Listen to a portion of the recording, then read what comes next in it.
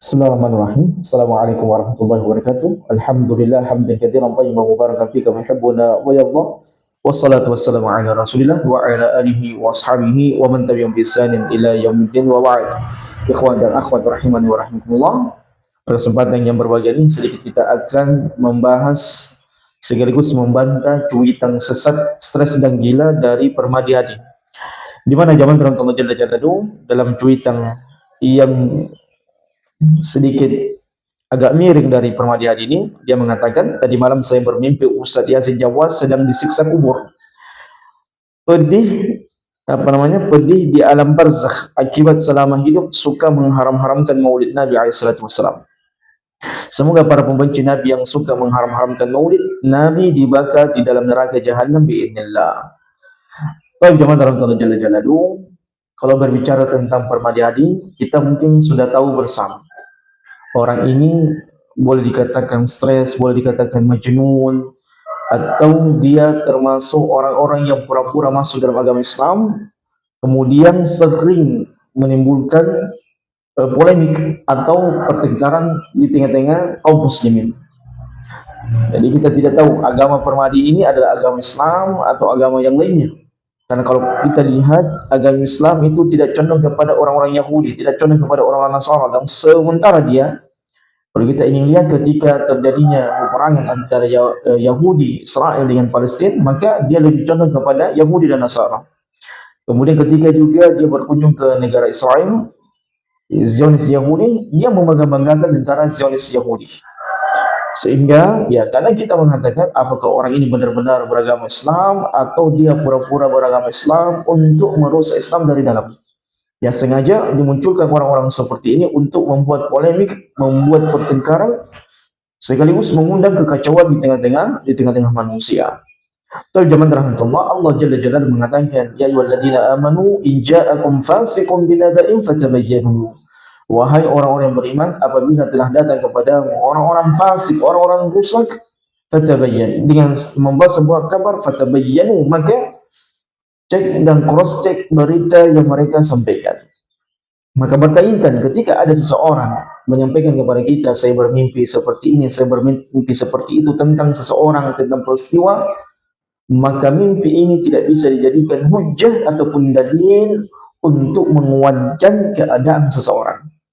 Apatah lagi keadaan seseorang ini sangat rusak, sangat fajir, ya tidak jelas agama yang dia bawa, tidak jelas agama yang dia yakini, hanya sekedar berkedok agama Islam, berpenampilan agama Islam, kemudian dia menimbulkan kekacauan, menimbulkan perselisihan di tengah-tengah manusia.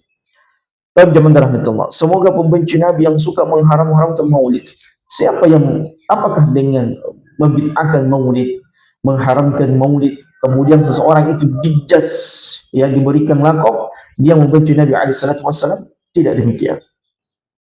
Ini sering kita bahas bahwasanya seseorang itu tidak dianggap dia mencintai Nabi SAW sampai 4 perkara terkumpul padanya. Yang pertama adalah dia membenarkan apa yang datang dari Nabi SAW tanpa sedikit pun ragu dengan berita yang dibawa oleh Nabi SAW. Kemudian yang kedua, mentaati Nabi SAW, mengikuti sunnah beliau SAW. Ya, banyak orang mengatakan saya cinta kepada Nabi SAW, bersama dengan itu dia tidak taat kepada Nabi SAW, mencela sunnah Nabi SAW, paling terlempang mengolok-olok sunnah Nabi SAW. Apakah orang seperti ini dikatakan mencintai Nabi SAW? Kemudian yang ketiga, tidak boleh seseorang menjalankan sebuah syariat dari agama ini kecuali ada tuntunannya dari Nabi SAW. Kemudian yang keempat adalah meninggalkan yang dilarang oleh Nabi SAW. Pertanyaannya sekarang, apakah orang-orang yang merayakan maulid Nabi SAW telah memenuhi 4 syarat ini atau memenuhi 4 kriteria ini atau tidak? Sehingga kalau dikatakan salah satu bentuk apresiasi cinta kepada Nabi SAW dengan merayakan maulid, tunggu dulu, para sahabat tidak pernah merayakan maulid. Begitu pula generasi tabi'in, begitu pula generasi tabi'in. Apakah sebaik-baik generasi ini dikatakan tidak mencintai Nabi SAW? Sementara Nabi SAW mengatakan khairun nasi qarni thumma alladhina yalunahum thumma alladhina yalunahum. Sebaik-baik generasi adalah orang yang hidup di zaman itu, yaitu para sahabat. Kemudian setelah mereka para tabi'in, kemudian setelah mereka generasi tabi'in.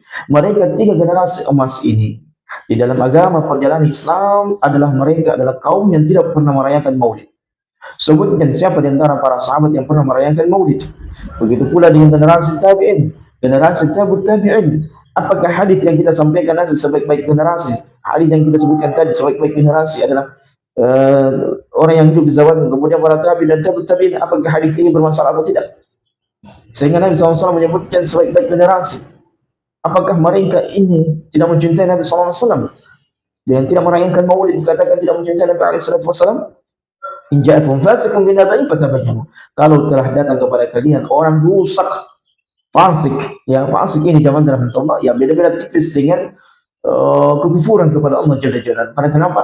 Orang-orang fasik ini ya memang sengaja menyampaikan sesuatu untuk membuat pertikaian di antara manusia, perpecahan di antara manusia, ingin menyudutkan kaum muslimin yang berada di atas sunnah Nabi SAW, berada di atas agama yang benar. Tayyib. Ya Permadi Hadi tahu, ini orang patan ini, penipu, kadzab, pendusta, di antara pendusta yang ada di negara kita Indonesia ini, yang sering membuat sebuah statement-statement atau perbuatan-perbuatan yang mengundang kebencian, kemarahan kaum muslimin. Dan kita tidak tahu apa tujuannya di balik dia mengatakan demikian. Dan dia bukan seorang ustaz, dia bukan seorang dai, dia fasik. Dia orang rusak. Maka kalau datang orang rusak kepada kalian membawa sebuah berita, kabar, kata Allah Jalla Jalla, cross check siapa yang mengkabarkan berita tersebut dan apa yang dikabarkan. Masya Allah, jangan dalam tempat kalau dikatakan Ustaz Yasin disiksa dalam kuburnya karena beliau selama ini membid'ahkan maulid, bukan cuma beliau rahimallahu anhu rahmatan wasi'ah wa karami yang membid'ahkan maulid sejak dahulu. Sejak dahulu muncul bid'ah di zaman para sahabat tabi'in, mereka selalu mengkantar amalan-amalan bid'ah. Bukan cuma Ustaz Yasin yang mengharamkan atau membid'ahkan amalan maulid. Hampir banyak semua manusia yang berada di atas sunnah Nabi SAW, mereka senantiasa membentengi umat dari amalan-amalan yang tidak ada tuntunannya dari Nabi SAW. Kemudian zaman rahmatullah, ya, orang nijas ente neraka, ente surga, emang ente siapa? Permadi ini siapa? Yang kemudian bisa memastikan seseorang itu di surga atau di dalam neraka atas dasar mimpinya. Boleh jadi mimpinya ini mimpi dari syaitan yang memperlihatkan kepada syaitan, ya syaitan dari kalangan jin dan syaitan dari kalangan manusia. Satu sama yang lainnya ingin merendahkan kaum muslimin, menghina kaum muslimin. Dan kita cemburu kepada Ustaz Yasin. Semasa hidup beliau dihina, beliau diintimidasi, beliau dibuli di atas manhaj yang agung ini, di atas Al-Quran dan Sunnah Nabi SAW, dan meninggalnya beliau beliau mendapatkan kebaikan dengan banyaknya orang yang tidak senang dengan dakwah beliau rahimahullah, yang kemudian mereka ahlul bid'ah, ahlul syirik, ahlul ma'asiyah, orang-orang fasik ini membenci dakwah beliau. Beliau mengajak kepada tauhid, mengajak kepada Sunnah Nabi SAW. Oleh karena itu, teman-teman Allah Jalla Jalaluhu, closing dari apa yang kita bisa sampaikan pada kesempatan yang berbahagia ini, orang-orang rusak, orang-orang gila, stres, yang tidak jelas keberagamaannya atau tidak jelas mauqifnya dalam agama ini, maka yakin dan percaya 100% perkataannya dusta, 100% perkataannya kadzab, fasik, dan tidak bisa diterima orang-orang seperti ini. Dan persaksian orang seperti ini sama sekali tidak akan pernah kita terima sampai hari kiamat, sampai bertobat kepada Allah Jalla Jalaluhu.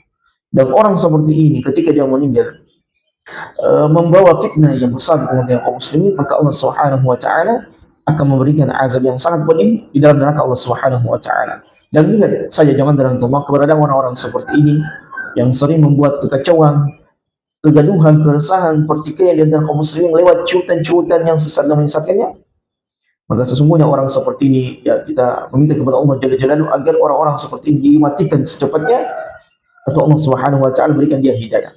Ya.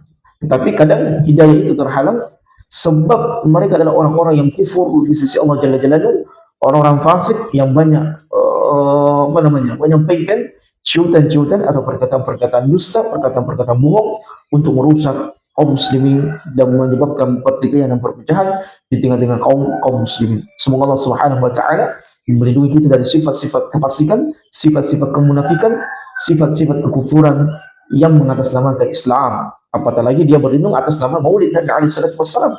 Ya, kita tahu Maulid banyak dilakukan oleh orang-orang semuanya dan dia tahu permadi hadis aswaja ini banyak jumlahnya. Ya tentunya dengan harapan dia mencut seperti itu, dia kemudian didukung oleh orang-orang aswaja. Wassalamualaikum warahmatullahi wabarakatuh. Wassalamualaikum warahmatullahi wabarakatuh.